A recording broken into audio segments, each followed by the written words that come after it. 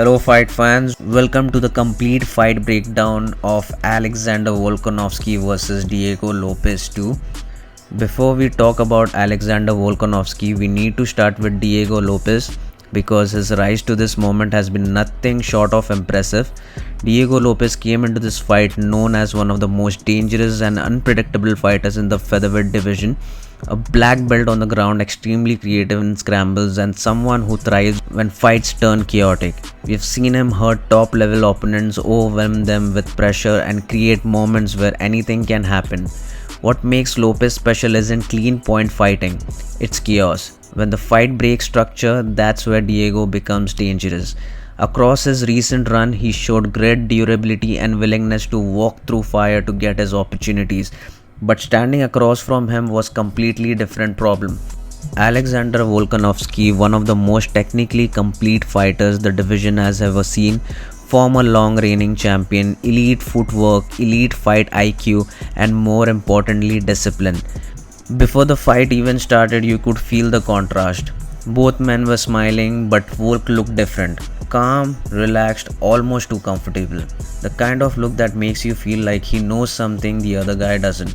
Almost like he already saw the fight playing out in his head. Very briefly touching on their first meeting, it was competitive, high-paced, and filled with moments where Lopes showed flashes of danger.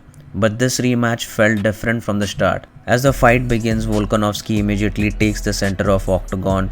Both fighters are patient early, lots of feints, small movements, measuring distance. Neither wants to overcome it. Nearly a full minute passes with minimal action. This is a high level chess. Volk lands a good low kick. Lopes answers with a clean hand. Volk shoots briefly for a takedown but doesn't get it. More of a test than a real attempt. Both men trade body kicks. Volk continues to manage range beautifully, staying just outside Diego's power shots. Volk starts switching stances and throws a right hook off the switch, something he did very effectively in their first fight as well. Inside low kick by Volk, and this is where things start to become clear. Diego is trying to play a point fighting game with Alexander Volkanovski, and that's dangerous. Because if there's one thing Volk does better than almost anyone, it's winning rounds with structure. Diego's strength is chaos, but here he is allowing the fight to stay clean. The round remains competitive. Volk lands a clean right hand. Lopes shakes it off like nothing happened. His durability is real. Round 1 ends close, competitive, but very technical. In the corner, Diego tells his coach that he needed to respect Volk's takedown threat. That respect becomes important later. Round 2 starts with Diego taking the center this time, but you can feel something's different. He's thinking, almost overthinking. He's trying to intellectualize the fight instead of imposing himself. Volk's footwork looks beautiful here, sliding out of danger, angling away from kicks, always resetting range. Both fighters trade leg kicks. Diego switches stances well, but every time he goes southpaw, Volk circles left, taking away the power side. Diego could have done a better job pushing Volk to his right, but he never fully commits to it. Nice uppercut by Lopes. Volk answers immediately with a left hook. Clean 1-2 by Volk. Another right hand lands, but Diego's chin absorbs it like it's nothing. He barely reacts. Volk continues with a 1-2, ending with a low kick. Classic Volkanovski rhythm. Late in the round, Diego attempts a takedown. Volk jumps for a standing guillotine, wraps the leg, but this becomes a mistake. He ends up on the bottom. With seconds left, Diego takes the back, hunting the choke, but the hands never get under the chin. The round ends in a scramble. Another very close round. Round 3 begins, and once again Diego takes the center. He starts feinting more, shoulder feints, level changes, making himself harder to read.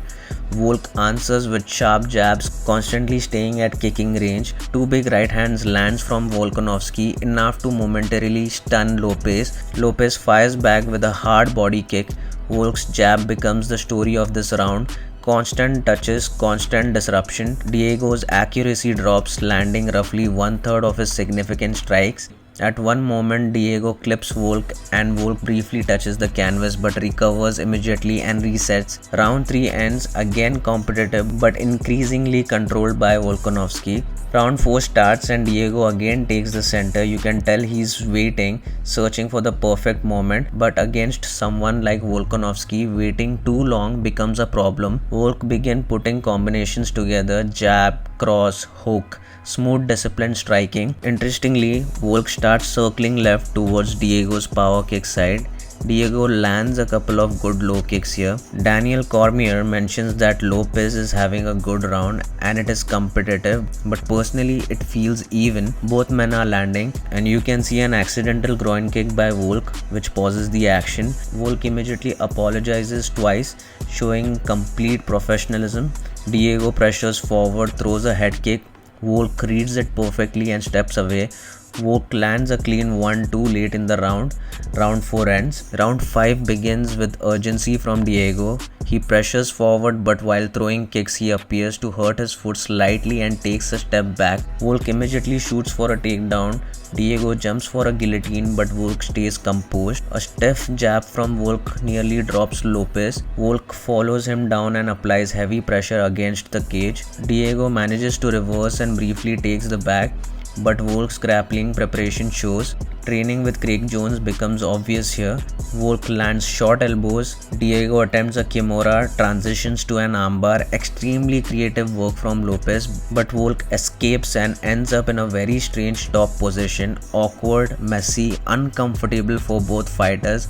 Eventually, Volk disengages, creates space, and lands solid ground and pound to close the round. After 5 rounds, the judges scores the fight 49-46, 49-46, 50-45 for the winner by unanimous decision, Alexander Volkanovski. An even more dominant performance than their first meeting. Overall, a very strong fight, especially for Volk. Personally, I felt Diego Lopes could have done more. We have seen what he's capable of when he creates pressure early and forces chaos, but this fight he showed too much respect, and against someone like Volkanovski, respect turns into hesitation, and hesitation gives Volk control. Still a high level fight, a technical masterclass from Alexander Volkanovski. And if you've made it till here, I've put a lot of effort into breaking this down and bringing it to you as quickly as possible. If you enjoyed it, show some love, like, share and subscribe. It genuinely helps me keep doing this. We talk about all the things related to MMA, whether it's fight breakdown, whether it's MMA related news, possible matchup, possible fights in the future. And the best part is we are not using any